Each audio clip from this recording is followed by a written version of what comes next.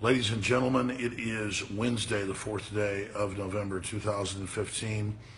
I'm about to show you articles that we wrote days ago at Infowars.com detailing that clearly the Russian airliner that was blown up after leaving Egypt to fly back into Russia was a terrorist air altitude mercury bomb triggered by altitude. Now, that's what we said 3 days ago, the day after it happened. Today, the CIA has come out and said, indeed, the evidence is clear that ISIS carried out the attack against the Russian airliner that killed 224 people, the worst single-day loss of life from terrorism since 9/11. Now, I don't get up here and say, hey, look, we pointed this out days ago to toot our horn. It's very clear. When an airliner takes off and is flying at 10,000 feet in the air and then just blows up into pieces and is strewn over a mile, its engine didn't burn, a wing didn't break off, it didn't get hit by birds, it was blown up. Now the question is, was it a bomb or was it a missile? Radar, satellite imaging from the Russians and the United States did not pick up missiles. The Russians have said that as well. So what else is it? It's a bomb. And that's our job here, is just to cover common sense, military history. We know our facts, we talk to the experts, we do our research. But this isn't about us saying, hey, we were right again, we're about to show the article.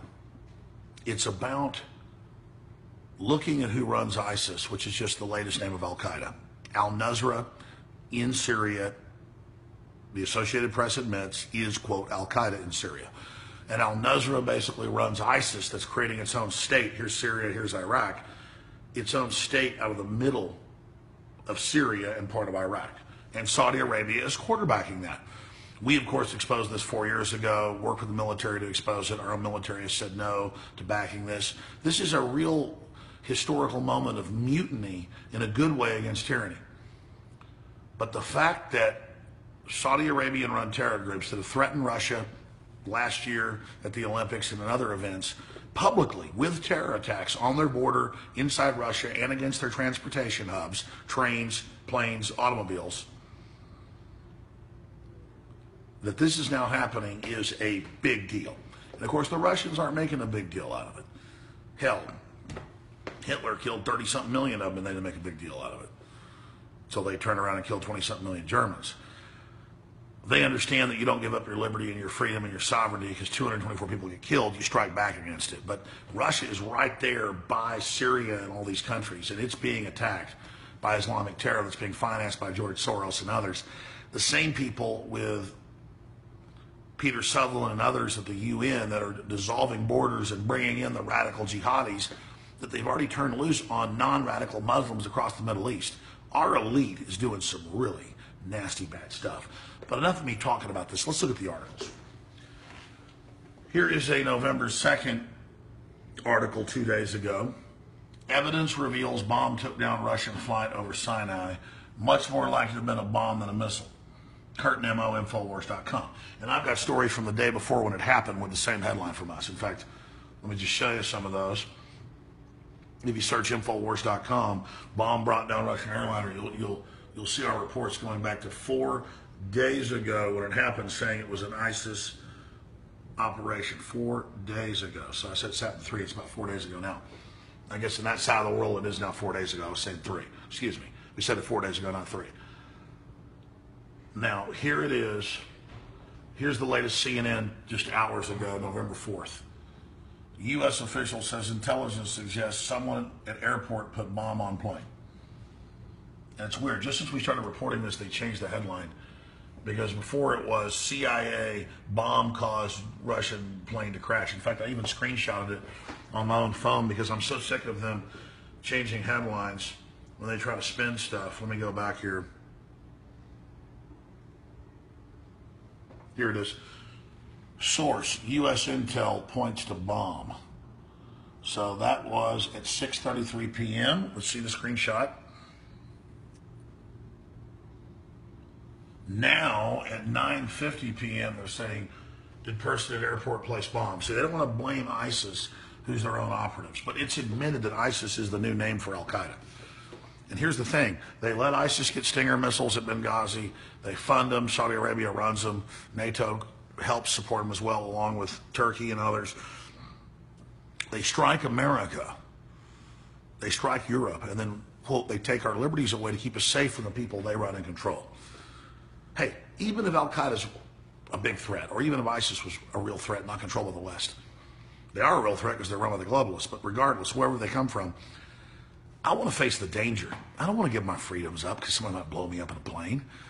200 and something people from Russia dying. I'm sad they died, but statistically, that's still a very low probability.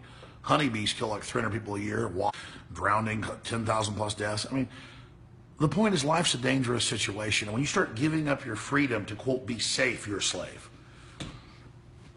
The Russians will respond to this. They won't bitch about it in the media. They won't whine. They won't grope the butts of Russians flying on airplanes. They won't do proctology exams on handicapped veterans like we do here. They use the threat of terror to take our liberties and train us to be slaves. The Russians will go after Saudi Arabia for this. And make no mistake, they know the criminals that run our government were involved as well. It doesn't mean the Russians are perfect. It doesn't mean they're all powerful. It doesn't mean they'll even succeed. But they will go after the people that did this.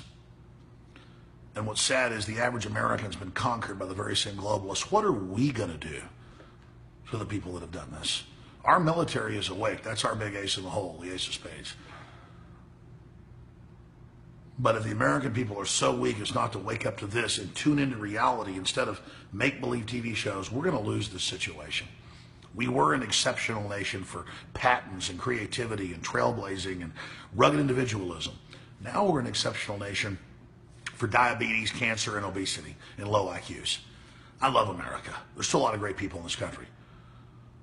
A minority of us are exceptional. The majority has taken the birthright of incredible freedom and been nothing but decadent slobs. It's time to tell those slobs, no more free ride. Stop buying into globalist propaganda. Stop making us weak. Stop making us look bad and get out of our way. It's time to lead with soft power and ideas, not via tyranny. Well, that's it for this report. Hopefully I'll be back tomorrow because there's so much censorship now, 11 a.m. Central, with the weekday radio show. Free feeds at Infowars.com/show. There is a resistance. There are people that are fighting back. Are you part of it? Will you take for granted, like pearls before pigs, pearls before swine, what we're breaking down, how much we've predicted, how much we've told you? Or will you just take it all for granted and go quietly into that long night? Well, some of you will take it for granted, but some of you have a fire in your gut, a fire in your heart for freedom. You are our brothers, you're our sisters. You are our kinsmen forever. Regardless of what color your skin is or where you came from or even what your religion is. You want to be free. You believe in humanity. And you want freedom. You're tired of dirty tricks. You're tired of black ops. You're tired of fraud. You are the sleeping giant that is humanity. You are rising.